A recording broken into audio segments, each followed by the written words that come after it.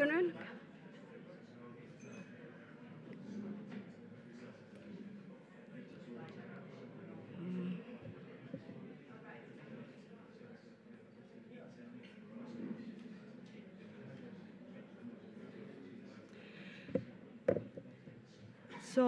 So before we start the session on involving citizens, I would like to share some highlights. So I think we have learned a lot, and we have gone to this very global level to the individual level. So we have first from DG ECO, we have some tips for the projects that ended. So how they are bringing knowledge into practice, and the projects can apply. So if we have finished some project, we can continue, and it's the idea to bring these different elements. Then we have the session on knowledge and on multi-hazard and vulnerabilities and response. And then we have a very nice for Besabe, how the democracy of risk, how we can bring together art, nature. Also, we have some projects that they are doing catalog of good practices that can be used around all the countries. And then we have the multi-hazard session, and it was a lot of reflection about breaking silos, understanding disaster risk resilience, and then how you put that in the language of the different stakeholders that are involved in the cities. A lot of focus on cascade effects. And also, it was at the end of the session, it's the start mentioned. At the beginning, we talk about scenarios, but then I start talking about forward-looking, so how we can prepare to the next one, how we can manage trade-offs and synergies. And then it was also mentioned databases, how we can put this together, but also together with the storytelling. So it's very nice to see like different methodologies being used. And then we end the session with this I Dream from the Sendai framework. So an idea just to build bridges about all these cases, and have this disaster resilience, the area resources, that we can have all the resources for the different initiatives together available for a wider audience. So without further ado, I would like to introduce the session now that is addressing the involving citizens in research project, and it will be Maike Voller from the Paratus project? RISPAC project, sorry. So the floor is yours, and please the panelists can join her.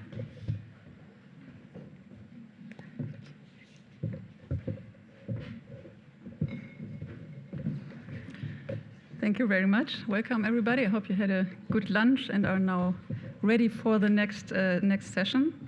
My name is Maike Vollmer. I'm a senior scientist at the Fraunhofer Institute for Technological Trend Analysis in Euskirchen, Western Germany. And so in this panel, we want to discuss the relevance of involving citizens in research projects. We will give some examples where this is already happening and how this is happening, as well as related challenges that have already been experienced or that can be expected, and also how we can address these challenges. So, on stage for this panel are Samuel Ruffert, Matthias Barbaris, Raffaella Russo, and I hope online Selby Knudsen. And before we go into the discussion, each of the panelists will give a very short introduction. They will tell us about the main goal of involving citizens in their respective research, as well as the means. So why are citizens involved, and how are they involved? And first, Samuel Ruffert will provide us with some general observations and statements on the topic based on his experience. So Samuel is professor at the Geography Department of CERIS Paris University and the Institut Universitaire de France. He is member of the Disaster Resilience Society's CERIS expert group from the European Commission, and he is coordinator, if I understood correctly, of the FIBEGA project, which is an acronym for Filling the Behavioral Gap in Disaster Risk Reduction and Climate Change Adaptation. And it addresses the social inequalities, actual behavior, underlying perceptions, social vulnerabilities, and capacities that can lead to significant differences in resilience across society. So, Samuel, the floor is yours. Thank you.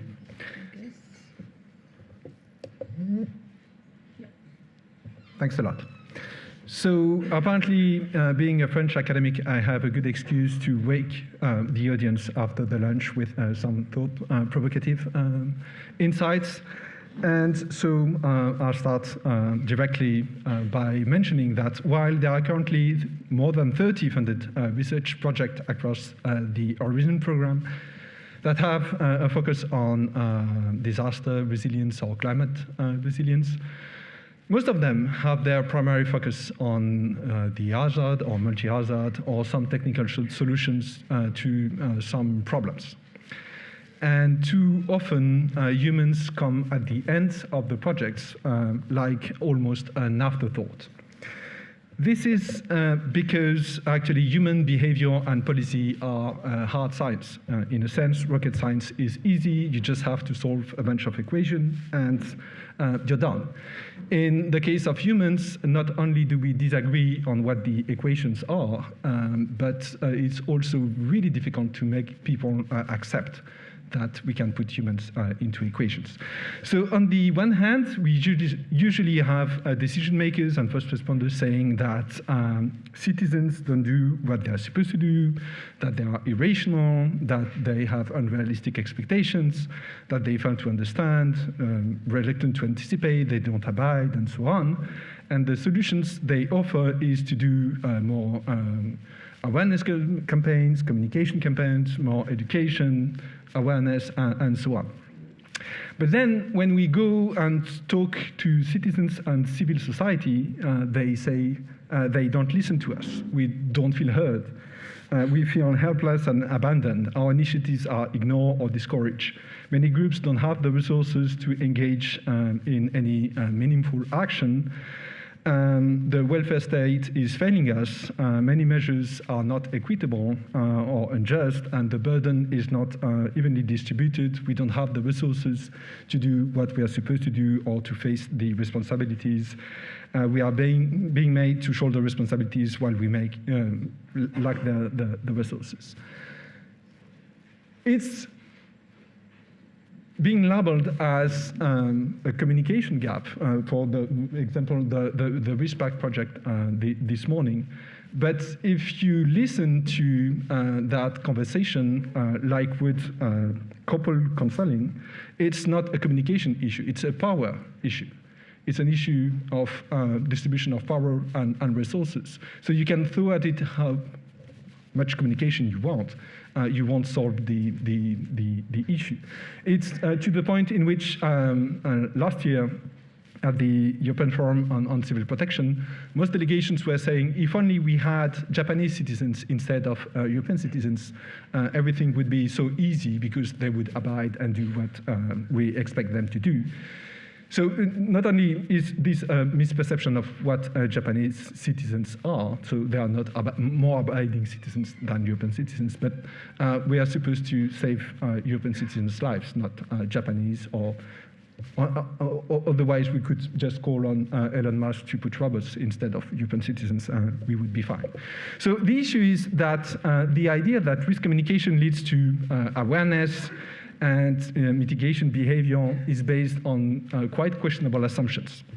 Like stakeholders can be made aware of the risk they face. Stakeholders can have the capacity to engage in disaster risk reduction and adaptation, or stakeholders can be motivated to take those actions, and their engagement is effective, the one leading to the other. So it remains challenging to distill a clear-cut message from science to stakeholders, and we've even been hearing this morning that maybe citizens don't need to know about the complexities of what we are doing. It remains challenging to identify and target the most vulnerable groups, and too often they are considered to be non-compliant, irrational, or hard to reach. So while personalized risk message might help to overcome some of the individual reluctance to act, people might not have access to the right resources to do what they expect to do. For others, the message does not resonate with their lived reality, or they are too preoccupied by their daily needs So it's the infamous the end of the month rather than the end of the word. You have to choose between the two in many instances. So disaster risk protection has long been seen as a right to be satisfied by the welfare state.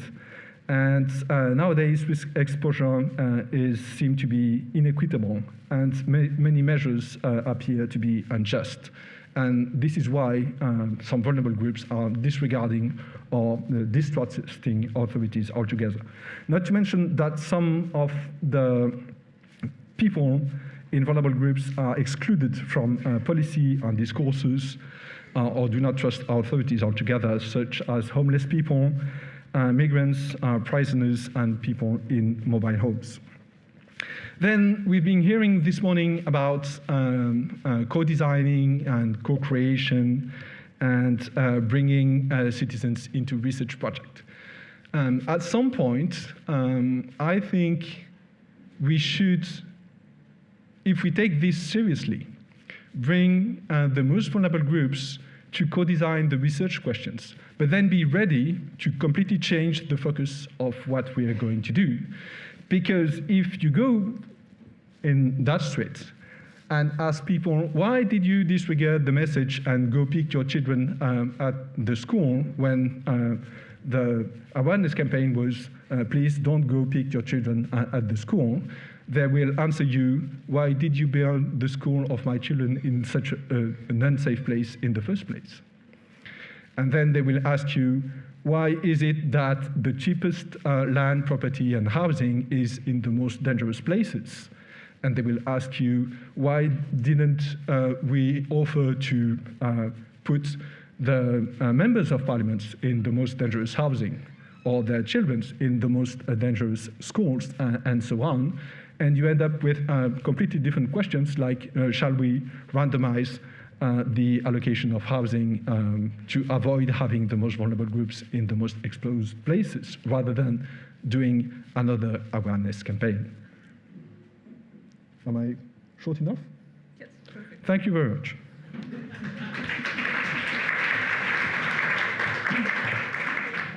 Thank you very much, Samuel. For the audience, if you have any questions or comments, please keep them in mind, because for sure later in this session we will have some time to get back to your questions or comments.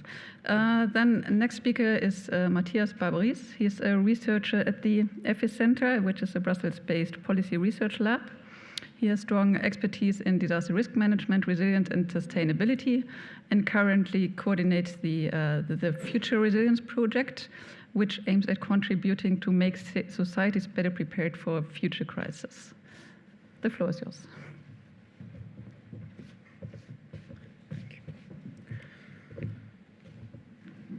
I guess I should press the right button here. Okay. So we are two that we don't get the right design. It's fine, so we are together in this. Thank you anyway for the invitation. This is what we are going to talk today. It's about engaging communities for building societal resilience, and it's a bit the idea of the Future Resilience Project that I'm coordinating. So why the project? So I know that here you are meeting about for disaster resilient societies, and we work a lot with that. This is definitely the purpose of our project is to increase societal resilience. With the probably slightly difference, but probably we share about this with all of you, is that we want to focus not on disasters, but with different type of crises. So our project, and I don't want to really focus on the project presentation, but I need to anticipate this, is about trying to get societies and communities prepared for facing different type of crises, not only disasters, but could be a financial crisis, a blackout, an energy crisis, a migration crisis. And I will not mention conflict, and we can have a coffee break about if we should include conflicts or not, but we are dealing with the consequences of conflicts. I have a background in international relations, so I understand that the conflict period and the peace period is not the same when you have to take decisions. That's why we have this difference. But why citizen engagement? We think our project is our policy officers are not in DG Home, it's not DG Eco, it's DG RTD, because we are a project that we try to work on knowledge valorization and how to use research results and engage with citizens and policymakers and different communities on building this societal resilience. Because at the end of the story, we need to work on the definition of societal resilience. And resilience, defining the Sendai framework for action, is about working with the infrastructure, with the societies, with the building forward and preparing and learning from the past and adapting for the future and transforming. But it's big as a concept. And we said, okay, we need to focus on societal resilience. This concept is about communities and the ability of the communities to get ready for preparing for uncertainty. And I know the question about uncertainty and complexity. I give complexity as a given. It's our society. I'm not going to discuss complexity. We are in a complex society anyway.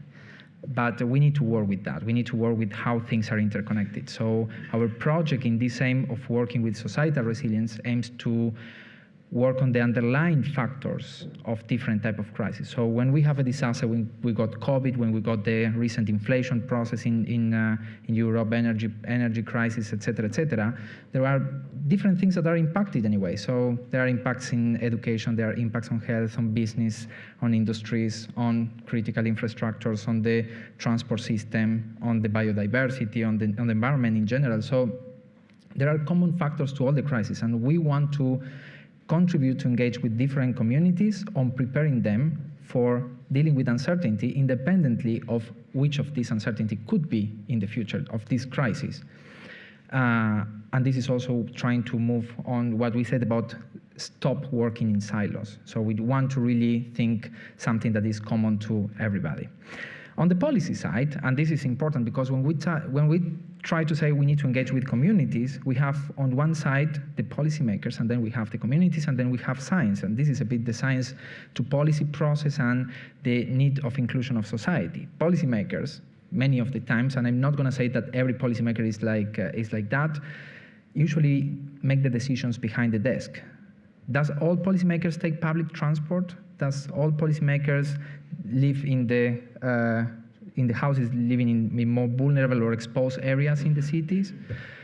So, or like the deputy mayor of Tours, she was mentioning about the neighborhood that is one of the poorest countries of neighborhoods in Tours, in France.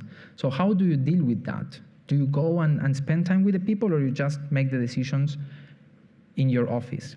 I think this is something that policymakers should start governing, and it's not me that say that, it's Guy Peters. So we need to start governing at the street level. We need to engage more with the people if we want to make a real change. So active citizen participation includes working, and I completely agree that people need to be engaged also on the research design, but especially understanding the impact of their contribution in a research process. So our project is going to have 10 pilot cases. We call them future resilience labs. They are sort of living labs, and they are going to work with developing some scenarios and working with different solutions. And I may come back after with explain a bit more on that. But the idea is that people are the ones that are designing their future. They are living their present.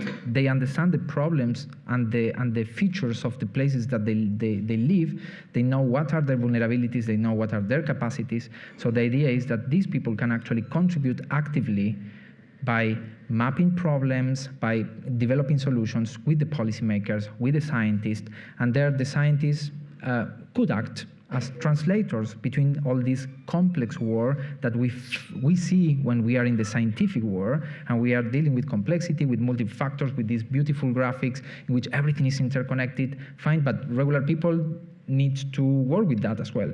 But if we show a graphic like that, definitely they will all go and try to get a coffee and a biscuit instead of staying here and see the graphic, or they may remain like, wow, that's a beautiful graphic. But they need to understand also what's behind that graphic. So I think this is our concept in our project is people, they decide what's their future. we decide what's our future. So when we define the policies, and this is the real bottom-up approach, is we need to listen a bit to the demand side, and it's not always on the supply side. And here, in many times, in all our research careers or in our policy careers, we are always giving solutions to people. Have we ever asked to people if we really want them our solutions? If they need our solutions? We think they need our solutions, but sometimes they may have even better solutions than what we are proposing. So I think it's a dialogue that needs to be more and more engaged, and I'm aware of the Climax project and many other projects under the missions on adaptation to climate change, and they're working at regional level. And this is going to make a change. We are in, there is another project called Pathways to Resilience that is also working with cascade funding. And this is wonderful because they are also on the way of contributing on the climate side, which is fair enough. We are in a climate situation, let's call it, or how we want to call it, crisis.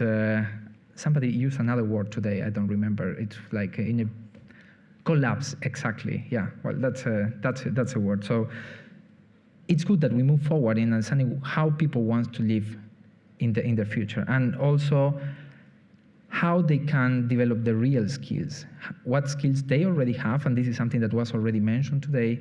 So we need to start understanding what is there in the society, what can we learn from. So there was one of the presentations talking about maybe somebody didn't live that crisis or didn't live any crisis, but in our real lives, maybe we lived any more critical situation that is ringing a bell on something that we may need to pick up for a real crisis situation. We may have another talk about that. That could be an interesting topic to discuss on a coffee break. So one example of one of our pilot cases, so we also have a cascade funding in our project, and so we have 3 pilots that are part of the consortium and 7 pilot cases that will be announced now in December. They have been already selected, and they will actually apply the methodology that we propose in the project, which is not really a new methodology. We are recycling a bit many things that you have done and many other European projects have done in the past. So this is one of the cases that we have is the Murcia case in the south of Spain, and they started by the first part of the pilot case, which is understanding what are the problems. So they are working with heat waves, heat islands, heat urban islands, and they will work also with rainfalls and the design of compact cities. You see that there is a challenge. It's not a disaster, but you can build resilience based on different challenges and different, let's call it vulnerabilities, threats that the communities may have. So we have another pilot is working on the health system. We have another pilot working with migration in Greece. And the other 7, you will discover I cannot announce today. If somebody is listening, I should not say anything. So I will just keep it. Yeah. So the case of Murcia is actually using what we call experimental research. So, and the idea is to get people involved in active learning. So they went out to the community using this play standard tool to map what are the problems of the neighborhoods that they are mapping for the heat urban islands in Murcia. The idea is that engaging with the community that actually lives, that the community will start understanding the problems, they will participate in building the solutions. They are preparing hackathons and climatons also to develop that and also to create a transformational impact, but based on what the people live, what the people experience in their everyday life. And we think in our project that this is the main idea of community and citizen engagement. Of course, all the stakeholders are welcome in our project, in our processes, in every pilot. They talk with policymakers, civil society associations, business associations. So all actors and stakeholders at local, regional, and eventually national level, it's a bit more far away, but all are invited to participate. But it's important to understand the people that will be part of the solution as well, to start understanding what they want. And this is, for us, the core of the concept. I will move forward to the next, and maybe I can come up with some other details of the project during the questions part. Thank you.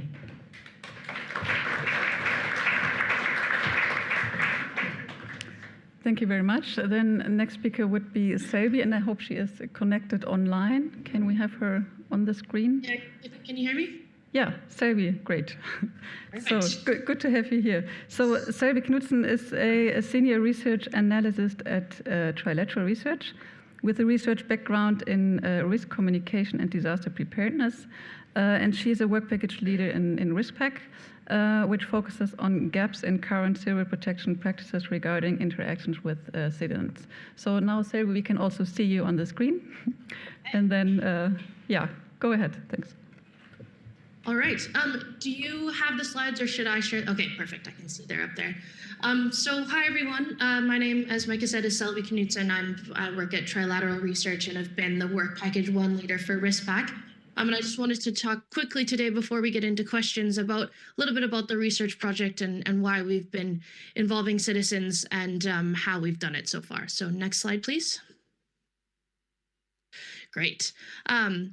So kind of the main idea behind the RISPAC project is this risk perception action gap, which really is focusing on the risk perception of citizens and how even if risk perception may be high, the subsequent actions sometimes really aren't there.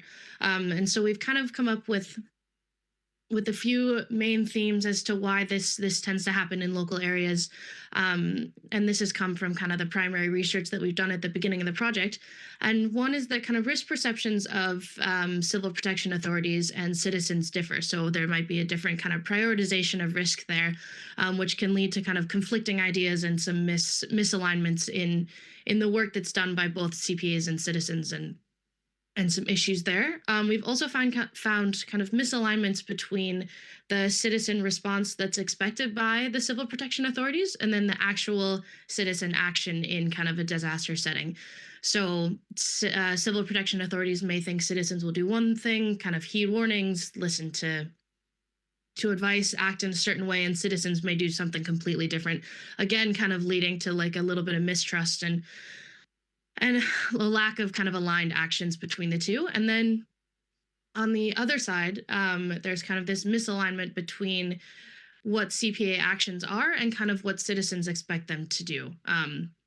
So all of these kind of misalignments, misunderstandings, issues between civil protection authorities and citizens can cause mistrust, lack of action, quite a few kind of issues in local disaster response. And so the RISPAC project has really been trying to address some of these misalignments, gaps, and misunderstandings to kind of increase resilience in Europe as a whole.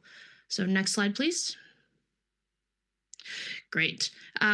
So yeah, as I said, the real aim is to kind of align better the understandings between civil protection authorities and citizens, and kind of a better align civil protection actions and citizen initiatives. And so how we've done that in RISPAC is really focus on kind of the co-creation approach to facilitate interaction between citizens and CPAs. In different case studies, there's been different levels of interaction, and in some case studies, there's been kind of very limited interaction at all between citizens and CPAs, kind of really enhancing this misunderstanding and misalignment of ideas. So yeah, as I said, we've kind of used a co-creation approach to try and facilitate this interaction, jointly identify needs in disaster response and disaster preparedness in our case study areas, and then jointly develop kind of procedural and technical solutions that are coming out of the RISPAC project as a goal to, further kind of align views and build kind of an enhanced disaster resilience in the local areas. So next slide, please. Yeah, so in terms of involving citizens, we have done that in kind of two different ways. One has been the kind of first primary research that we've done with civil protection authorities and citizens. We've interviewed groups like community member or community group members to really understand kind of what the current issues that they've had in working with civil protection authorities in their local area, and then looked at kind of vice versa what the local and regional civil protection authority issues have been in engaging with citizens and bringing them into the process a bit more. And then a lot of our citizen involvement work has been in these co-creation workshops, which there have been at least 3 workshops in every case study that have involved citizens. And it's about kind of taking the foundation of the research that we've done in RISPAC in the first 2 work packages, really helping that inform the co-creation process and bringing together different groups of citizens to really understand the work that we've done in RISPAC so far and get feedback on that work, but then also really create a dialogue and discussion around different issues that have been present in the local areas in terms of disaster response, and really help both sides kind of understand each other better and where each side's coming from, how each side views different disaster response issues that have happened in the past and things like that. So it's really trying to bring these two groups together, really enhance understanding and co-create the tools and processes based on this kind of more shared understanding coming from these workshops.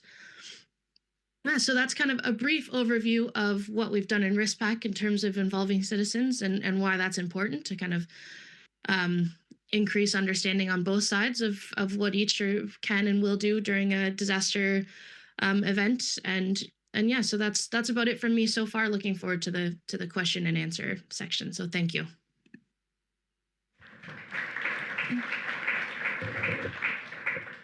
Thanks a lot, Selby. So now we will, that was the RISPAC perspective, and now we will continue with the perspective from RISPAC's sister project, CORE, which is running in parallel, which will be presented by Raffaella Russo, who is a senior researcher and senior project manager working as a consultant for the University of Salerno.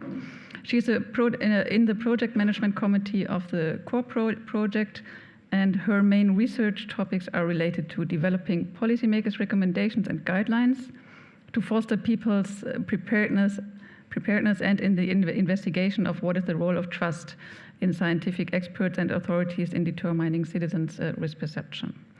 Raffaella, please. Hi, everyone. I will show you some activities that we performed within the CORE project related to citizen engagement. This is the project in brief. I will skip. CORE has several objectives, and we want to develop an harmonized vision of crisis awareness using a transdisciplinary approach. We have a consortium that is composed of different experts coming from hard science and also social science. The goal is to measure, control, and mitigate the effects of disaster on population, and to focus particularly on vulnerable categories.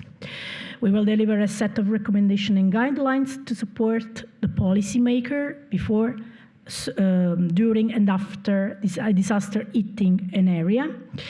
And we also consider school pupils as a privileged audience. I will explain briefly why. These are the main activities we use to involve citizens. We have an application, the CORE application, a trust web survey, and a safety culture measurement campaign. As regards the app, we have realized the competition with high schools around Europe.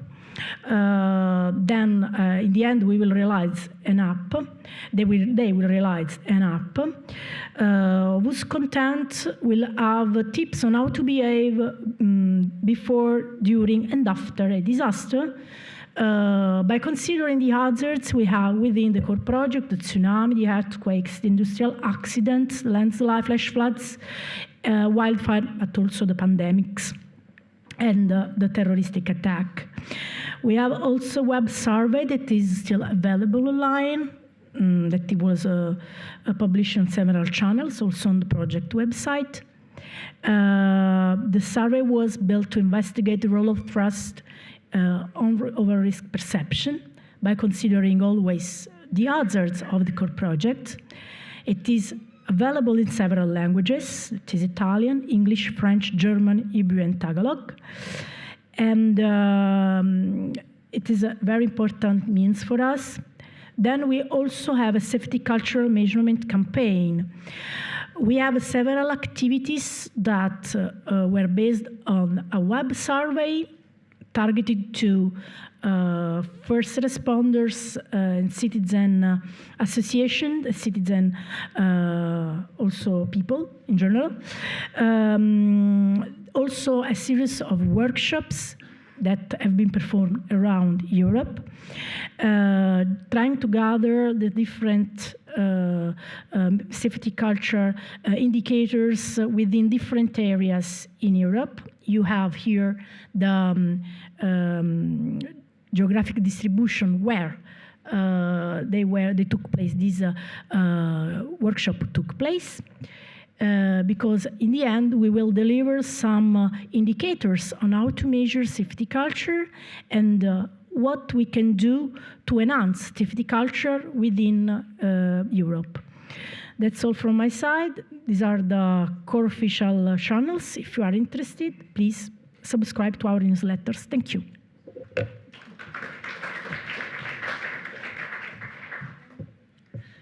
Yeah, thank you. So now, following this introduction, I would have one specific question for each of the panelists, and then we can take some questions from the audience. So I would, since you were the last one, start with Raffaella. So based on what you have presented us on the core project, from your experience, can you give us an example of best practice regarding involving citizens in research? Yes, thank you, Mike. Since the start of the core project for us was very important, but also when we started drafting the proposal, to be honest, the importance of engaging citizens, because sometimes it happens that solutions remain in our offices and it's difficult that people understand what are the achievements and the results of the research. From our experience, I have showed here some examples involving citizens that we undertaken within the core project. We have a very positive feedback from the schools. For example, we have just ended our teaching phase. Now there are the teachers that are showing the relevant information to pupils in order that they have all the instruments to deliver finally the tool. And school pupils are very enthusiastic to participate because they want to win. And they want to participate to our final events that will be hosted in Italy. So the feedback is very positive. Then we have the web survey, and also we have several respondents on that. People wants to be included, wants to give their perspective, wants to just show that they feel how they feel during an event, a disastrous event. In fact, in the web survey, there are some questions investigating how they feel during the events and how they perceive experts, but also governments and the local authorities and first responders. Finally, we have the safety culture campaign. We have also here a very positive feedback. I know that last week we had a workshop in Vicenza hosted by the Italian Red Cross and by our partner Isnova to organize the activities. And we know that practitioners were very proud to participate because they were aware about our project results and they give also their perspectives and their fears, what they face during the rescue operations. And they want to be included in the research because they want our feedbacks for sure, but they want also that their considerations are included within research. So just to sum up from the core experience, the important thing is to design, well-design the activities targeted to specific stakeholders, addressed to them because the core application is valid for school students, but for sure cannot be useful for other kind of stakeholders. And then to assure that those activities consider the needs of the stakeholders we want to include. And also this morning, I say, okay, when we write the proposal, we start enlightening the stakeholders of our project. This is sure, this is correct. But the step forward is that once the project is financed, we should focus and stress the importance of stakeholders in order that the activities are followed by them, and also that they are valid in a certain sense. We should start also considering several KPIs and validate those activities during the project in order also to have, if possible, if important, to have corrective measures in order that we have our final aim, that is the maximization of the impact of our research achievements. Thank you. That's all. Okay, thank you very much, and good to hear that you already received this positive feedback. I would like to continue with a question for Samuel. Samuel, you opened up this panel with some observations and quite strong statements. So, following your experience, how do you think citizens and the civil society should be involved in research projects already in the co-design of a project in order to address the challenges that you have presented earlier? Thank you. So I think, in a sense, the time frame of projects is not offering the good incentives to do that. Because the incentive is to tick boxes, like, okay, we've been discussing to civil society and citizens. And the low-hanging fruits are not the right target. It's quite easy, actually, to talk to different NGOs and citizen groups that are already involved in disaster risk management, or are former first responders, or former civil protection, and so on. But those groups will tend to agree with decision makers and first responders. It's much more difficult to actually reach out to socially vulnerable groups and citizens that might have a contrarian view. And so I think at some point we have to decide if we want to take seriously the co-design and co-creation approach. That would mean actually reaching out for the most difficult groups to reach out and ask them to help us design the research questions in the first place. And then we can discuss about co-design, co-creation, and so on. Otherwise, we're mostly discussing about ticking boxes to please funders and managers and so on.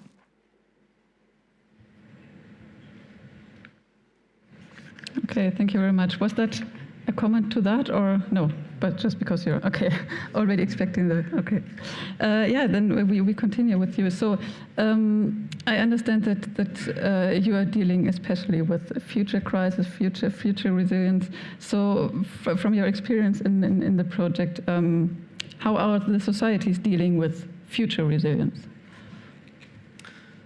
So I will make a comment anyway. Okay. So it's very good. I mean, I cannot agree more with you. It's very important that they engage in the research questions. That's why, for instance, at least for us in our project, we involved already 3 pilot cases in the design of the proposal.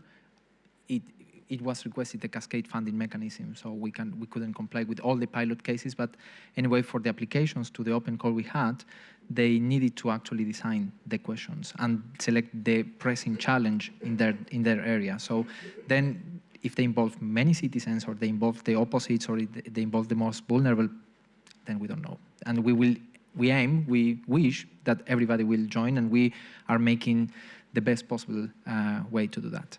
But coming to the question, I think I would like to say our project started now in 2023, and we go until 2025. And how people is dealing with the future resilience very badly, if I have to be short. We are still reacting to disasters. So if we want to go to different type of crisis, we go even worse. So the idea for us is to change that approach, and that's why we are working with the foresight and scenario development. So this is our main methodology, but also we are applying agent-based modeling to understand the barriers of implementing different type of policies. And we have also a validation phase at the end to prove that the process is actually hopefully good enough in a simulation lab in Sweden. But I think the most important thing for us is to make people work with 2 things.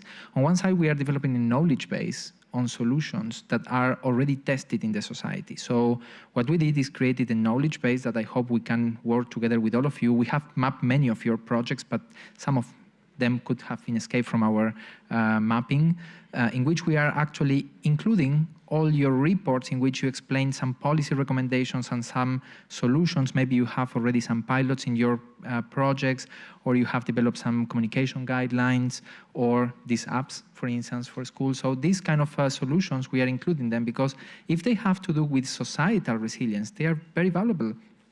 And this is also a way for helping other projects, and we all probably know very well, at least on interactions with many projects, that many projects, when they end, they end. And the idea of this is at least to start contributing to picking up the results and making more use and more use and more use, and not always replicate. That's why we said we are not actually inventing a new solution, but we are just picking up what you all, with your great minds, have already developed in terms of how we can create resilience, in this case with relation with the disasters. So we have on one side this knowledge base that people will actually use, and we hope that researchers can help us to work with simplifying the vocabulary, because sometimes we are very tough when we write reports. So we need to simplify a bit the vocabulary so all citizens can also access to the information and then co-create proper solutions. But also we have a toolbox, because sometimes you develop solutions that are written in report, and sometimes you are very brave to develop innovation in terms of applications or different type of tools, online tools that can be very easily used, like the Play Standards tool, and there are tools by international organizations or developed during Horizon 2020 or Horizon Europe projects. So we are also including all those tools in our toolbox, and hopefully in case you want to get your tools also featured in the project, please reach out to us so we can make sure to include them, especially if they are touching societal resilience. So this is our contribution, so people can work with different scenarios, and this is also the ABC of the project. So if you have a scenario A, B, or C, you need to have a solution X, Y, Z that it's good for all the type of scenarios. So even if a project is starting with the topic like heat waves or a migration situation, then we will say, okay, fine, you are developing a solution for the financial area, or you are developing a solution for housing, etc., etc. Is that solution also valid if on top of that you get a disaster, or if on top of that you get an inflationary process? So is the solution future ready? Because we got a comment which is very good. It's not future proof, but it's future ready. Is the solution okay, prepared for different type of situations, or you are developing a solution and then when you have a disaster or when you get an inflationary process, the solution is not valid any longer and you need to start over from scratch? So this is a bit our way of thinking, that how we can prepare for future scenarios. So we are dealing with the present things, but also thinking about the future. Thank you. Yeah, thanks for elaborating on that. And Samuel has a comment on that. Yeah, sorry. Thank you, Matthias. And I completely agree with you on bringing the socially vulnerable groups and civil society on board. We could even suggest to Philippe that we should reserve one of the calls to be written by civil society or socially vulnerable groups. My comment was that from my experience, if we take that exercise seriously, we have to be ready to be challenged on a really deep level. Because if you reach out to socially vulnerable groups, they will tell you, we don't care about heat waves and floods and so on. The issue is the lack of opportunity, or the issue is the housing crisis, or the issue are inequalities. And then you go to decision makers and first responders, and they tell you, we don't have a mandate for that. Our mandate is to do communication campaigns. So yeah, it can be really challenging if we take it seriously to a deeper level. Okay, thanks. Then I would like to continue with the question to our online panelist, for Selby. Selby, you have very well represented how the citizens were involved in the interviews and in the workshops in RISPEC. Can you tell us a bit about challenges related to that you faced, and what could be, or what were actions to address these challenges? Yeah, thank you, Micah. So I think one of the biggest challenges is something that Samuel's brought up, and that is kind of bringing more people to the table. It's not just about it's important to engage citizens that are already kind of engaged in the disaster management kind of sphere and process, and we did that fairly well, but it's a lot more challenging to then kind of try and engage those that aren't really engaged in that process at all. Some of the more vulnerable groups that maybe have different issues that might not be related to, the floods, heat waves, things that we're trying to look at, and how to kind of bring them more into the process. I'll say that was kind of our biggest challenge, and case studies had kind of varying success in trying to bring different vulnerable groups in. we did have in different case studies kind of target groups of focus. So maybe one case study was more interested in getting the opinions of maybe an elderly population, and they did try and engage much more with kind of those groups, but it was, I would say that was kind of our definitely our biggest challenge within kind of this co-creation process, was making sure we had large representatives of different target groups, and I'd say we kind of met that in some case studies more than others, but that was our biggest challenge. Our other one was kind of, and what we've tried to do in these co-creation workshops is really moving beyond kind of engagement with citizens just in terms of validating results and developing procedures, and more bring them into the process just to really have a dialogue to understand some of their issues and how understand these misalignments that I was talking about before. That's been a challenge because we do have, project outputs that we need to get validated, and we needed to have input from citizens there. But in all the co-creation workshops, we tried to start with an activity that was outside of kind of the project deliverables, project outcomes that needed to be tested, and bring that more into more of a discussion than just testing outputs. So what we did is we created kind of a participatory mapping light, which brought everyone that was involved in the workshops around a table, so that they could just really look at a map of the local area that we were, the local case study area that we were in, and citizens could talk about areas of risk that they see, and Civil Protection Authority could talk about the same. And then it really started a dialogue, and it really helped both citizens understand kind of where the Civil Protection Authorities really thought kind of the biggest issues were in terms of risk. But then it was really valuable, and I think important for the Civil Protection Authorities as well to really understand how citizens view risk. And it was a bit more like granular, as in there's potholes here, there's a light that doesn't work here, and a bit less focused on kind of the natural hazards and other things that CPAs are focusing on. So that was kind of one way that we tried to address the issue of just enhancing engagement beyond just kind of validating project outputs and results. But that's definitely something that we've kind of grappled with throughout the project, is how do we get that done while involving citizens in other ways as well.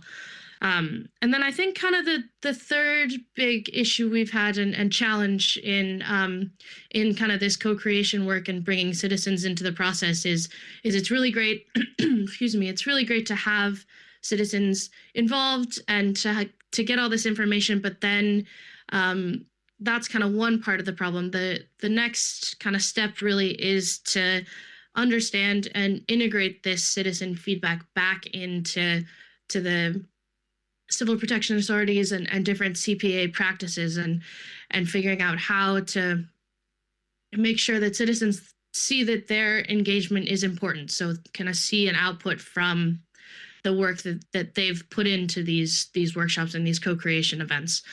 And it's important to have citizens understand, see that the Civil Protection Authority, they're not just doing this to kind of check a box, but they really do want to listen and kind of integrate some of this feedback. And so we're still, I would say that's kind of a big challenge, and we're still combing through all the results from the co-creation workshops that we've done, and hopefully we'll be able to kind of address that a little bit going forward in the last year of the project, is how to really take the strong insights we've gotten from citizens and the information that they've shared with us, and really kind of try and integrate that into the process a little bit. Yeah, so those are kind of the big issues we've encountered, I think. Yeah, thank you very much for elaborating on these challenges. So yeah, I would now like to open the floor to the audience. Do you have any? Yes, there's one in the back. That was first, I think. Horst Kremers, Berlin. For this session, I represent my membership of the advisory board of UNDRR Stakeholder Engagement Mechanism. There we have a global community of people from different organizations, from all major groups, as the United Nations say it. All these engaged in stakeholder engagement, which is a rather complex field also by itself. One of the things I want to mention here is what I observe is that, in most cases at least, it is a dialogue between civil protection agencies and the citizens, plural form maybe. And for me, of course, this is necessary. Nevertheless, it's by far not the end of the story. Why no one touches the role of media, journalism, radio? You see, now is discussion of abolishing AM radio, to shut down AM radio frequencies. We wouldn't be, there's a global decision on the table at International Telecom Union. So we wouldn't have in every corner of the globe, we would have no AM radio anymore. In times of disasters, of course, everyone has a mobile phone, and we do it on other frequencies, on 5G, 6G, or something, and so on. So also these things are discussed, and also as communicators in the name of society, the media.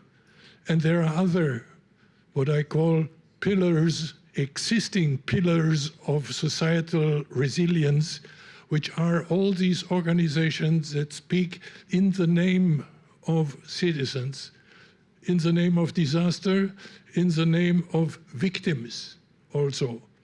My suggestion would be, why don't you talk with victims? You say with citizens, be prepared and whatsoever. No one is really touching the thing. Let's talk with the victims. I think you have them in every country. With what are other pillars of resilience, like Chamber of Engineering? These are the people that are very capable of discussing technical details of construction codes in disaster-prone areas, and so on. In Italy, certainly, that would be something to do a disaster communication project, because that didn't work too good. And so on. So there are a lot of organizations that speak in the name of society, and they are the communicators, they are professional. They even sometimes have the role of work under rule of law, as civil organization work under rule of law to consult politics. So that is written in the laws sometimes. For chambers, chamber of pharmacies, chamber of health, chamber of engineering, and so on.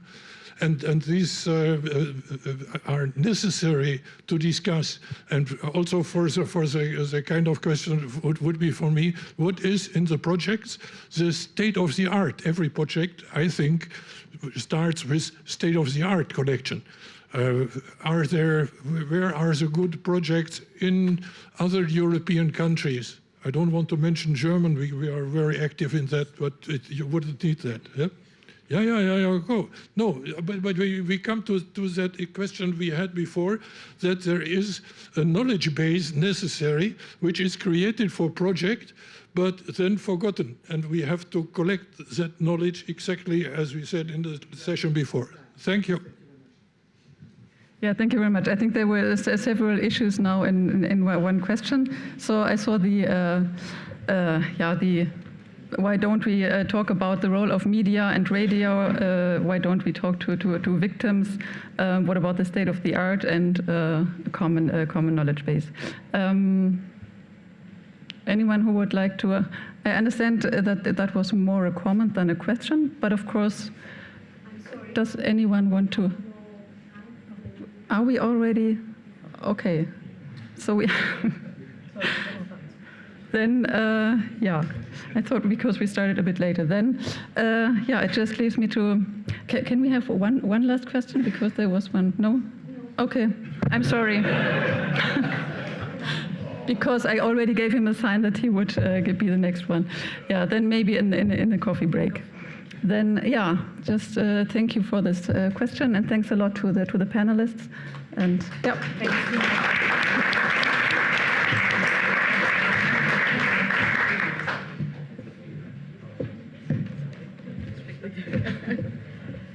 So thank you very much for the moderator and the panelists. Apologies, I have to be strictly on today, so you have to cope with that.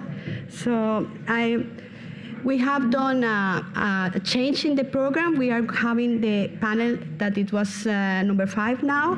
It's anticipating tomorrow's crisis and adapting to response means chaired by Jaroslav Misalai.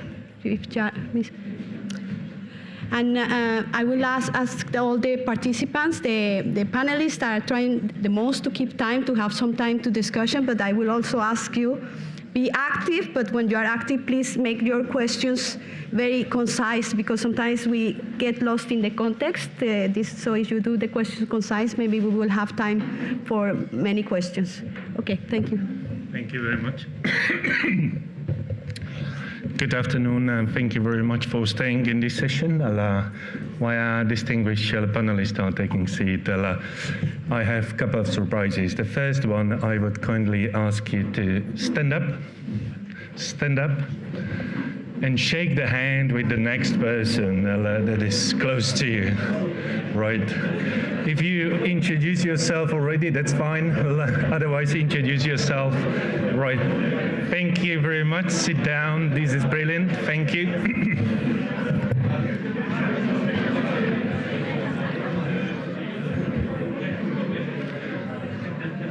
Thank you. Then the second thing I would like to announce is that we will try to invite our third panelist to join us, and I think we are missing Georgios Tisionis. I hope he's online. If not, he might still turn out. But because this panel is a little bit shorter, so I promise you that we will try to save some time to extend the coffee break and have a good discussion. So welcome to this. This panel will elaborate a little bit more on anticipation, how to anticipate tomorrow's crisis, and how to adapt to those. My name is Jaromír Ziak. I'm from Euro-Mediterranean Center on Climate Change, for those who have joined later, and I'm pleased to be the moderator. So I will keep it very short. I will ask our distinguished panelists to first provide a 5-minute long initial statement on the topic of this panel, and then we will go straight to questions from the audience. So only if you don't have any question, then I have a reserved question to our panelists. So we are very lucky to have with us Gianluca Pescaroli, who's associated professor at the University College of London. He's a social scientist and working on disaster risk management and interdisciplinary angles. And Gianluca will introduce the project Agile. 5 minutes. Absolutely. So I'm going to be short. Hey, everyone. I hope you are all alive and well. I'm not sure. I took the train this morning at 6 o'clock from London. So I don't have slides, so I'm going to tell you a story. It starts 10 years ago in this room from an FP7 project named Fortress. And it was the beginning of my doctorate working on cascading disasters with Professor David Alexander at University College London. It's been a long, long path from that, because we have seen a massive progress on complex crises, cascading risk in the last 10 years. And 2 springs ago, I found myself talking with what was the bulk of Agile Consortium. That is a practitioner-led consortium in which I'm Science lead, together with the collaboration of colleagues of DELFS and CMCC. We were thinking how to deal with low probability impact events. And I was playing with a website named Cyber Squirrel. Okay, it's amazing, you need to check it out. They list a lot of accidents that happen to the electric grid. And I've seen that there were nuclear power plants stuck, one in Israel, well, it was a power plant, then a nuclear power plant in Sweden, and then I've noticed a nuclear power plant stuck in Scotland. When we think about low probability impact events, we think about one problem with stakeholders, with my friends in the public and the private sector: capacity. We don't have resources to do with everything. So think about these 3 different power plants in 3 different parts of the world. One hot, one very rainy and windy, I love Scotland, and one at beautiful Sweden. What can be the common cause of failure? Well, we all know that we are going to think something that is happening on the border of Europe, hitting NATO. Reality was that all their 3 power plants were stuck by jellyfish, okay? Evil jellyfish taking over the world together with squirrel eating the electricity cables.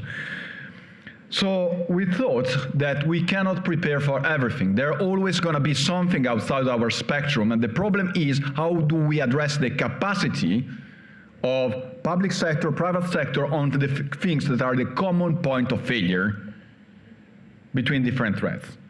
So we do the work we did since 2014 on cascading risk. We merged it with the work we have ongoing with the team of Igor Linkov in the US on stress testing resilience, and we developed what is Agile, a consortium of 14 partners, plus now somebody in Japan, that Tohoku University in Sendai, that is an adjunct partner now, and the University of Hawaii, to develop a 3-tier stress testing approach that aims to propose a risk-agnostic approach.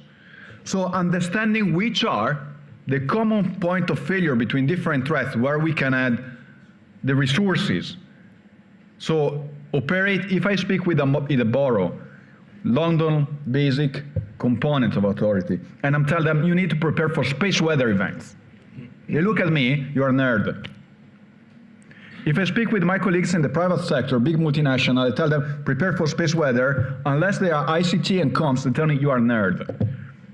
If I tell them, look, we understood that you have common point of failure between space weather and cyber, you need to prepare for this problem, so blackout, power failure, this one and this one, they may listen.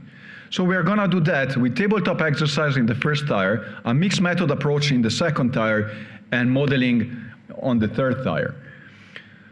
We published already some paper on the subject. You can go and check it out. There is all our work on the background. And what we hope to achieve is the development of a new theoretical framework on the subject. Hopefully, I believe low probability high impact events don't exist. We are dealing with low probability high impact events so many times in our life that we are denying risk. But together with that, we aim to have practical solutions to address capacity. So I would like to take more questions and go into talking about all of this for half an hour. I'm happy to connect with any of you, with every one of you. I already see some connection we can do between our Horizon projects. And again, the goal here for me is bridging the gap between what we do in science, what we do in practice, and moving forward for the uncertainty in which we are moving on now. I work on business continuity, okay? So for our sector, unfortunately, COVID kind of made us a favor, because now when we explain what we do, everyone is aware of it. Unfortunately, what we are also aware, that is now business as usual. We are not operating anymore in an environment where we may have to deal with crises. The assumption is when they're going to happen, and to what extent we are not going to be able to predict that. So happy to take any questions. I hope more or less was 5 minutes, right? Okay. Thank you very much, and looking forward for your question. Follow the jellyfish.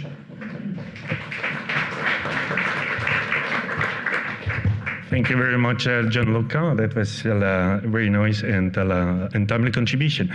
Our next distinguished panelist is Jörgen Sparv, who is from Mate Sweden University, Associate Professor for Sociology, and he's also a member of the European Science and Technology Advisory Group to UNDRRs. Jörgen, you have 5 minutes for your initial statement.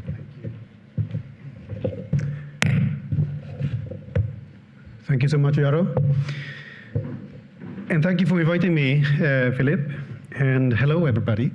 I'm part of a Future Resilience project also that Matthias was presenting earlier. So we are dealing with future. I guess that's partly why I'm in this session. I was also coordinating a NEEDS conference on imagining futures. NEEDS is the Northern European Conference on Emergency and Disaster Studies. So I've been dealing a little bit with future studies, and the more I think about the future, the more the more sad I get, because if there's anything we can say, it's something about tomorrow. When thinking about the future, we must paint with very broad brushes. We don't have a crystal ball that we can look into and find details and predict everything. We must develop instead philosophies of thinking. We have to develop mindset to facilitate creative and realistic imagination. So in this short introduction, I will introduce one concept that I believe can serve as such a mindset. It is a general lens that can potentially encourage a coherent and helpful tool to anticipate tomorrow's crisis and adapt response means.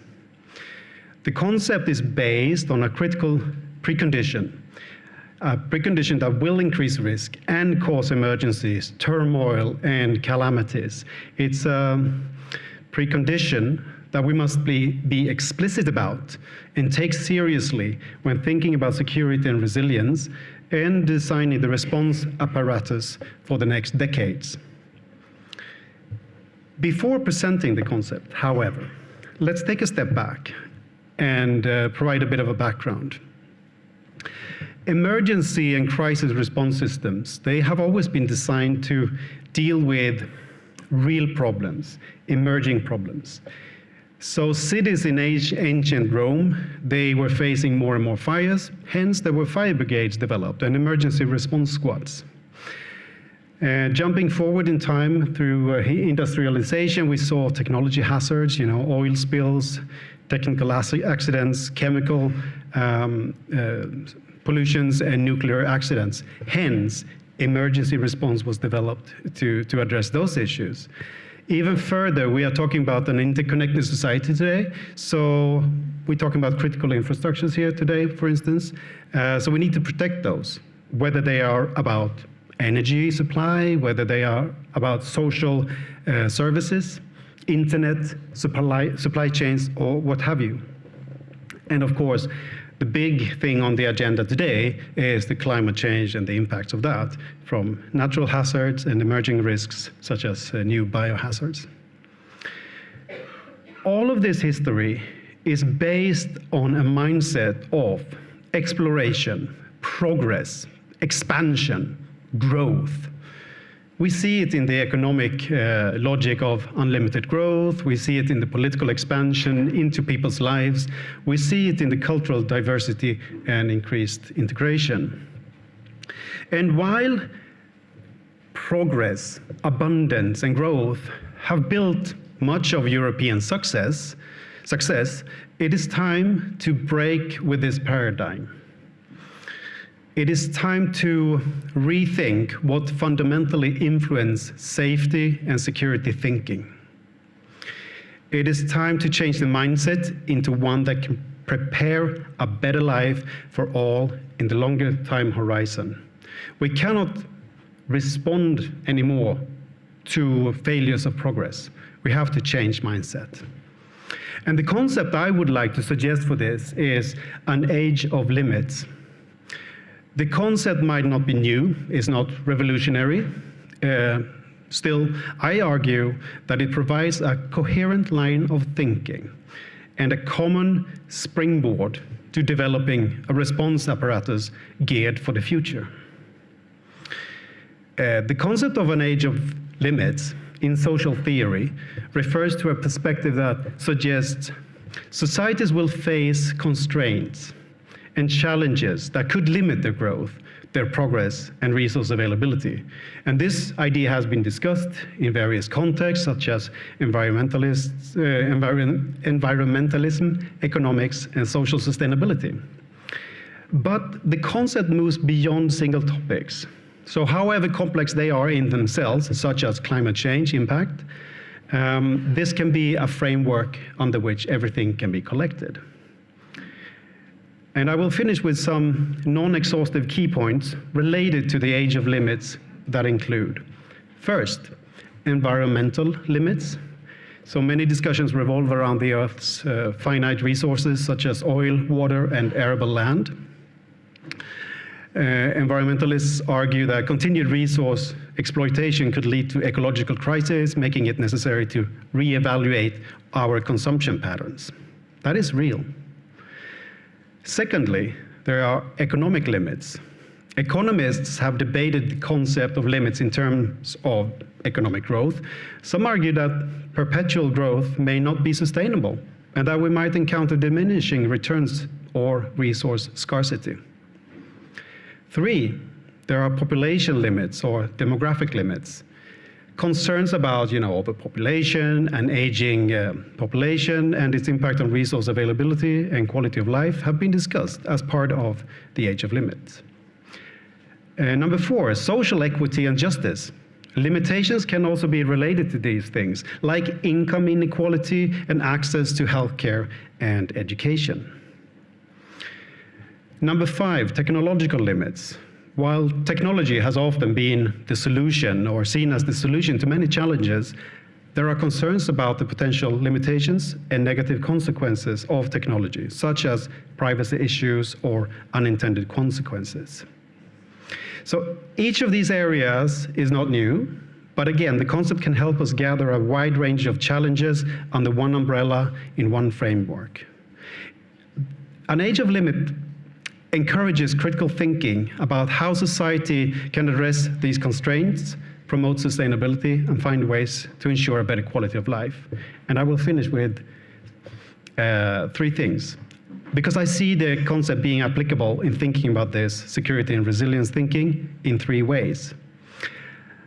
An age of limits is observable. We have data. We have the knowledge and we have the initiatives in many specific areas. And it doesn't matter whether we are thinking about limits within Europe or the repercussions for Europe from external limits. The knowledge is global. An age of limits is engaging. We see the concern in news media and social media. We see the rise of interest among activists and the political agenda.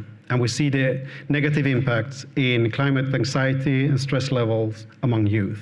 And finally, an age of limits is actionable. The concept gathers many social security challenges in one framework, and therefore it can serve as an overarching mindset when considering European safety and security. It can keep coherent the challenges we address and the solutions we work towards. Thank you very much.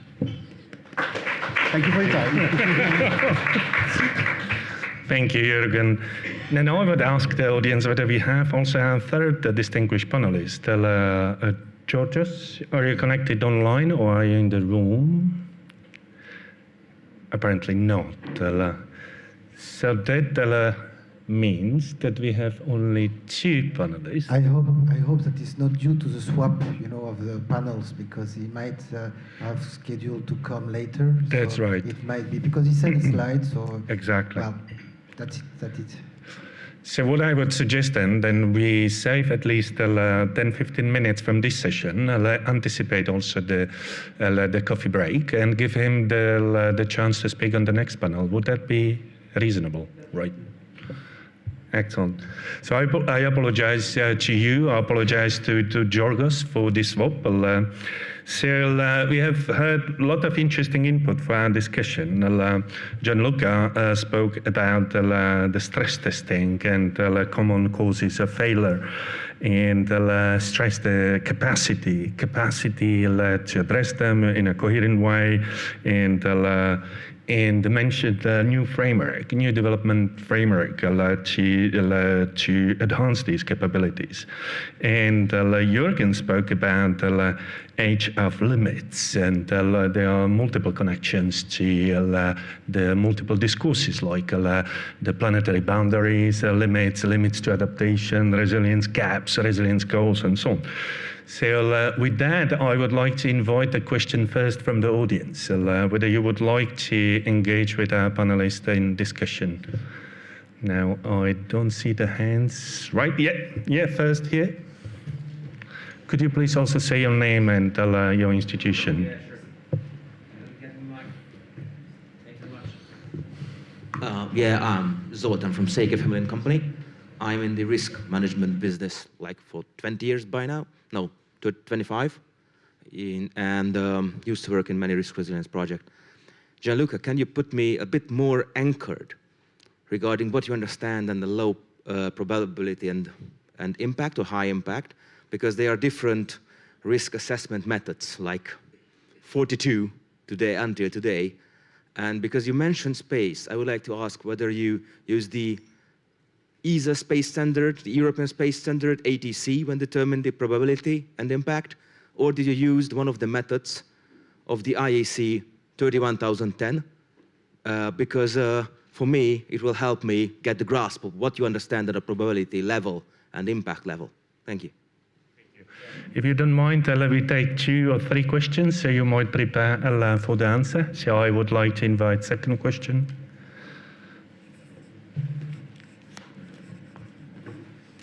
And second question.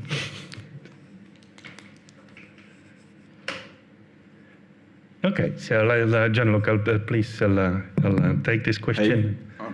Perfect. Well, first of all, your question is not so obvious. It's quite complicated. It's very, very complicated, to be honest. Our project just started in the last 2 months, so we are looking into that. I wish to have a clear answer. Now we are literally defining this. We are trying to look at these frameworks to derive more than a common working definition, but also a taxonomy to develop the further phase of the project. We look at them. I cannot tell you right now which one are going to use. We can also have a chat separately. The idea, though, is that we are checking the existing risk register and the way they are framed. We are checking the literature. My colleagues on engineering, they were talking about the recurrence problem. We are introducing the element of low risk perception, so an individual risk perception. The bottom line is that our consortium is a consortium led by practitioners, okay? It's led by Johanniter. In Germany, we have the Icelandic Civil Protection, the government of Romania, and the way we frame that doesn't have to lead us going completely away to the problem of the effects, okay? So what we are considering in our approach is independently but the time frame, we are seeing that there are patterns in the development of the effects on society and organizations. So we are trying to understand, taking together what we would define as low probability impact. And again, the full working definition is going to be released possibly in the next month because we're still working it. What are the escalation points? What could be the common point of failures in terms of the common vulnerabilities that are triggered to create cascading effects and development? We are also thinking if it's worth to give a number to this low probability, but it's quite complicated because in terms of developing then a taxonomy and a library of events, we have different issues. One, the one all of you are going to be familiar, we have the black zone theory. I don't like it. I prefer what one of the 1,000 other animals that there are, that there is the Dragon King. Oh my God, we are surrounded by animals from the gray rhino. My former master and supervisor, Professor Alexander, was used to say that our sector is just a red herring, okay? What is the number? We have a situation in which a low probability impact events in the first check were defined things that I won't ever have defined it because that number for me had a meaning. For my stakeholder is another one. Another example, I was talking confidentially with somebody in the private sector a couple of weeks ago, and they were talking about their number to present it to the CEO, big enterprise. The problem is that that number for the person who was communicating it at the meeting, for the CEO, was low probability, never invest resources on it. So we can have a follow-up chat. My idea is trying to find the common pattern because with the event more than giving a clear number, because even if we take the risk register, for example, the UK risk register, I was talking with one of my alumni the other day that works on that. They have now a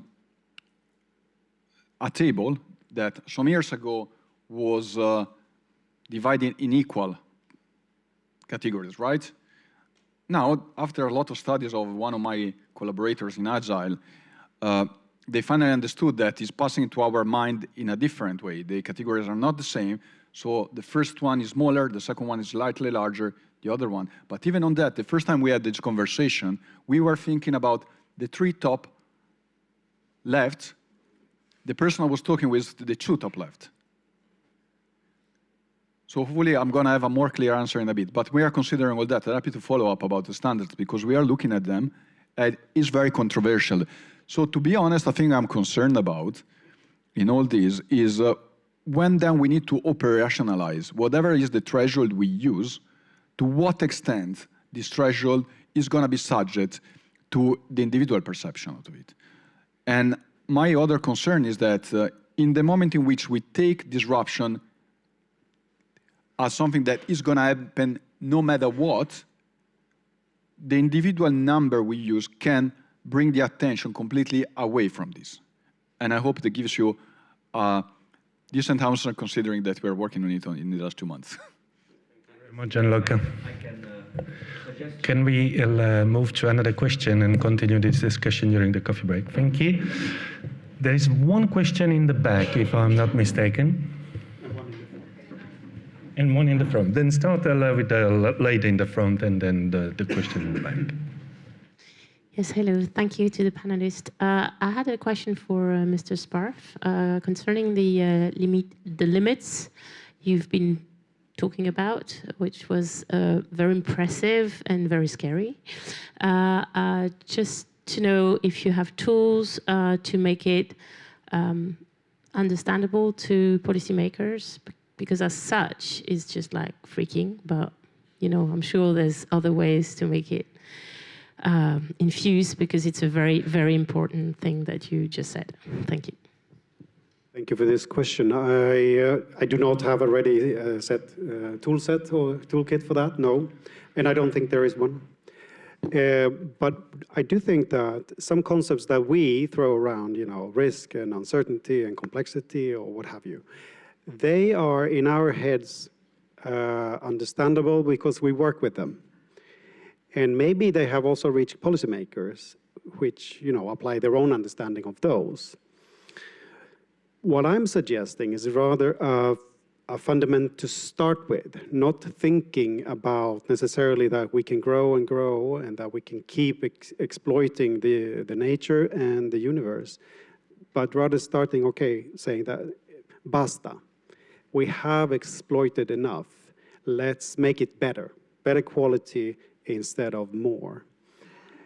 I think it's important to break it down if you start with that, because indeed it is scary. But to break it down into different areas. So, okay, so what are we talking about when we talk about limitations of energy supply or social services or what have you? That way it might be more connected to reality and easier to think about without being just a scary concept. But I wanted to present it here as an alternative point of departure that we can agree upon, or at least work with, if we want to. Yeah, Jürgen, for that. I think it ties in with what the European Commission presented as Age of Resilience, resilience being the compass for policy and future development. And of course, resilience is closely related to all our limitations and limits that we have. We have one question in the back.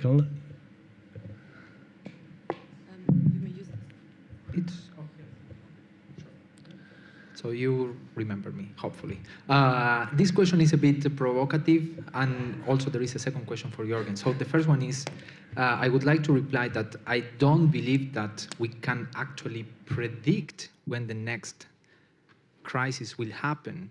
But I think it's a bit, okay, some prediction could be applied, but it's an issue of time. Sometimes we won't have time to react, even if there is a small prediction of an earthquake, or if of what was the example about the floods here in Belgium, North France, and Luxembourg.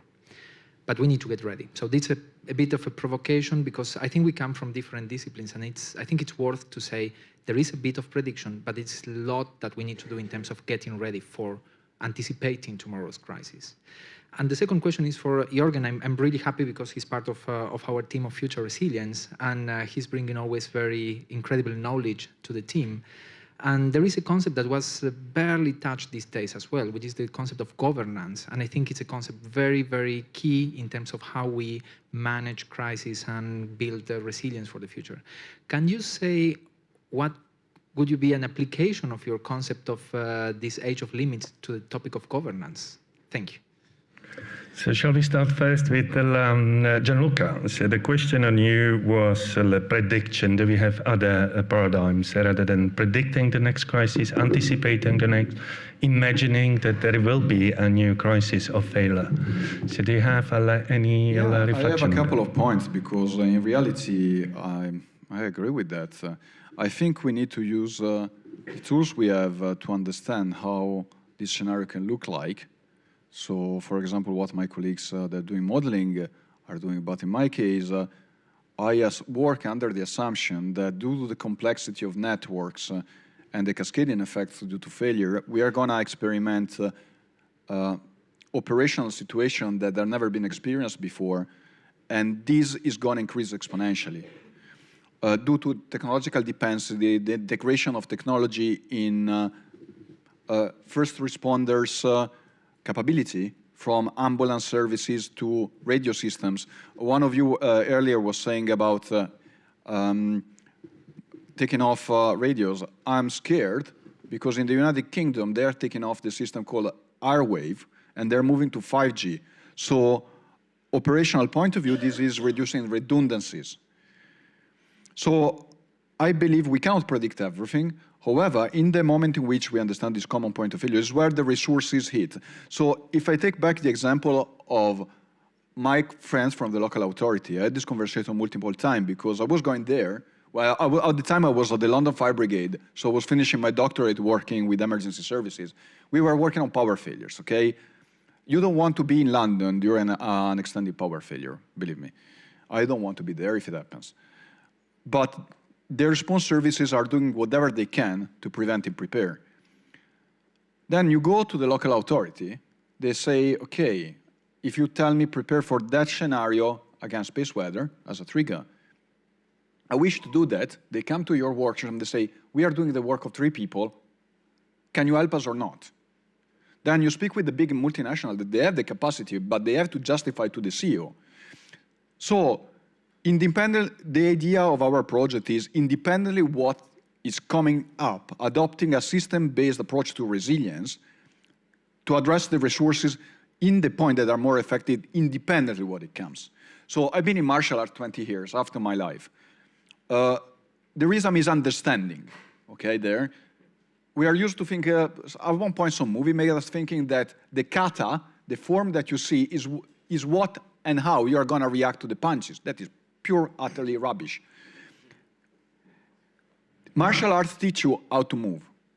I've been doing Kung Fu. The same movement of a punch is the one of sticking a nail in the wall, and is the reason is long life. No matter what is going to be the situation, you can adapt, react, recover. I believe the same principle is done like that. My bottom line is that before going to UCL, I was doing the baker, okay? I was working a bakery, 4 o'clock in the night, they were flooding on the TV. And I remember that situation. I remember that baker that was calling me the son of the professor because my father was teaching in high school. And I think if I cannot explain how this person could help the shop, keeping the operational continuity in case of a problem, I'm doing it wrong. So I have adapted from time to time. We need the system approach, we need the models, we need everything. The more we have, the better we are. And this is not to undermine anything, but we need then to put that together with solutions that are more basics, that are going to allow everything to keep on going, no matter what, but they can be applied everywhere. And this is not going to imply a new decision support system. It's most likely going to be imply very basic training and explaining to a shop that have 5 employees why they should buy or they should have a backup paper with the telephone numbers. Thank you, Gianluca. And next, Jürgen, so what is the place of governance, or what role governance plays in the age of limits? It's a really tricky question, of course. As a sociologist, I always say it depends. So it depends on so many things. But I think if we conceive an age of limits more like a philosophy, it's a mindset, an understanding that we can be explicit about. We have to then adapt the governance and the governing of challenges that we face. So instead of talking about progress, development, and growth, politicians and government systems, they need to think rather, how can we improve what we already have? How can we make it better for more people instead of just adding and adding? And a very concrete example, Charles Perrault, he warned us in his book, The Next Catastrophe, for the conglomeration of people, power, and energy.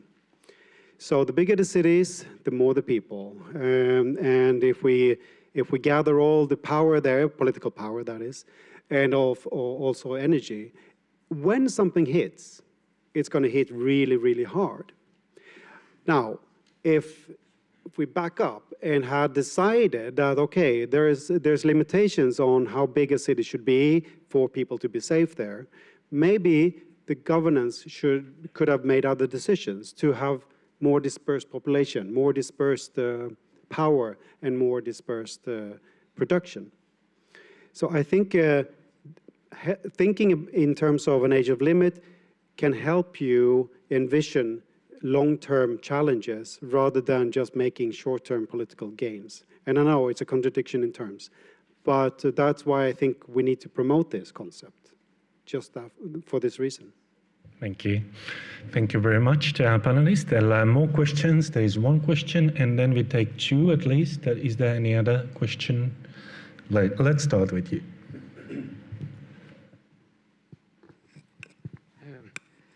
Hello again, Rui Perdigão from Oceanics Institute. So I liked very much both your presentations. I'd just like to offer essentially a very, very brief helping remarks to supporting your visions. So pertaining the limits, the good news is that in the field of dynamical systems, so it's a field within complex system science, there is a quantitative field of dynamical systems where socio-environmental system dynamics come into place, and how do we make a complex system dynamic model involving society, the environment, the economics, and also the physical and natural aspects. And that comes precisely as you said, by setting the limits, the first of all being the thermodynamic limits of the universe, of the Earth system. When we don't use those limits, we have these models that are unrealistic, like the perpetual economic growth models. But we also have that in weather models that are lacking the ability to understand those limits. So I would like to support your argument. It's very, very important to make. And the good news is that there are certain tools that we can talk about within dynamical systems where, starting with the limits, with the understanding that we have such limits, the modeling equations, they are born from those limits, from the knowledge of those limits. We don't write them just like that from the top of the head. They are born inherently from the understanding of those limits. So the limits are not something that is haunting us or a problem. They are actually a pathway for a solution. And I'm very, very happy that you mentioned that. And just to tell you, there are tools that we can, they're not perfect, of course. Science is always evolving, but there are tools the operational to help in different areas. Regarding the other question, regarding the issue of low probability, very briefly to conclude, also tools available to deal with the non-recurrent behaviors. So in situ impress, one of the added values that we bring is not only looking into patterns into what repetitively has happened, but we live in a changing climate, changing society, changing everything, where the past data doesn't tell you anything about the future because we are making that future, because we are breaking the recurrence patterns. And new technology in terms of natural, human, and technical understanding are coming into play to build frameworks that don't give you the number, because the number will never appear, but give you the understanding and the feel and the quantitative information in terms of symbolic language to break the recurrence and to essentially look beyond what the patterns are saying. So even there is actually area where Situ Impress can co-evolve with your project in order to help co-design this kind of tools. That's what I wanted to tell you, to offer the helping hand to discuss that. Yeah. And yeah, thank you very much. Thank you very much for, first of all, giving a positive framing to age of limits, so it seems like negative frame, and for highlighting that the limits proposed framework of better understanding. So this is better understanding building capacity. So thank you for that comment. I watched the audience for last round of comments or questions that you might have on our distinguished panelists. If not, then I would have one question finally coming to mind. I mean, the previous session spoke heavily about social justice and inequalities as the driver of risk, and also as ethical commitment for our research, to what extent we can extend our research methods and work directly, and under which condition. So I would ask both of you the same question, but perhaps Gianluca, if you could elaborate about the stress testing that has been developed for financial system, critical infrastructure, nuclear power plants, and so on, but not so far for social, stress testing. There is an interesting study of the research service of the European Parliament that is suggesting stress testing of European policies, right? Whether we can reach those goals and so on. But if you could reflect a little bit about, in the stress test, how we take into account the inequalities and social justice, or the impact of critical condition on socially vulnerable groups. And Jürgen, the same question for you. You have mentioned that as one of the key aspect of your age of limits, inequalities and social justice. Could you a little bit elaborate on how to address those limits and what we can do about this? So Gianluca first. If you could keep it within 1 minute. Okay, perfect. Yeah. No problem. So in our case, our project is focused on operational capacity of stakeholders. So we are going to simply check how vulnerability in critical categories such as can orient the capacity of our stakeholder during emergency. And we are going to address most likely this on what we call Tier 1 stress testing, so tabletop exercises. I already saw that, run a couple of betas with colleagues in government, and you see that the way we approach it, we start with one hazard and we escalate. And this is helping our colleagues to define where they lack procedures and practice, for example, or they lack capacity.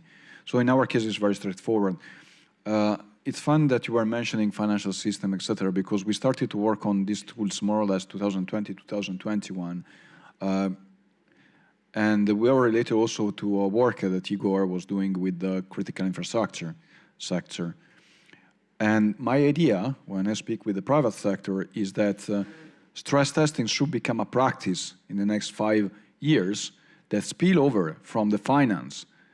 So I was like a couple of weeks ago near the City of London with SBC, another couple of banks speaking. They're driving the way, but if we think about a big multinational, the supply chain and their own universe, it's similar. So I don't see any reason for which the finance sector is driving the line. It's going to be followed by big privates, and we have the duty to make it accessible to the public sector and to first responders. There is a risk manager in the city of Malmö in Sweden. Her name is Lina Ringberg, fantastic person. And she drives a social agenda as a risk and crisis person. So instead of providing money to fixing roads or to build bigger water drainage systems, why don't we put money on social care or to prevent suicides? It's a strange logic, at least in Sweden, that whenever there is let's say, what she calls a masculine demand for resources, they exist. But whenever there's a social problem, there are no resources. I found that perspective really interesting when we talk about limits, financial and inequalities. And the second and last point I want to promote, perhaps, is the radical interpretation of risk and disasters. It's a network of researchers and scholars, has been around for years and years. One of their members is Ilan Kelman, and if you haven't read his book, Disaster by Choice, do it. Of course, it comes from a privileged perspective, but basically what he's saying is that disasters don't happen because of the hazards. They happen because we, as human beings, as governing systems, as politicians, we chose to put buildings and infrastructures in places that are prone to be wiped out. So if we think one step ahead and think about what are the limitations and limits for this particular location, maybe we can avoid more disasters. Thank you very much. Now, with Philip's permission and organizer permission, I would close this session, anticipate a coffee break, right? So let me thank our distinguished panelists and you for excellent questions and comments, and thank you for being here, and wish you a good coffee break.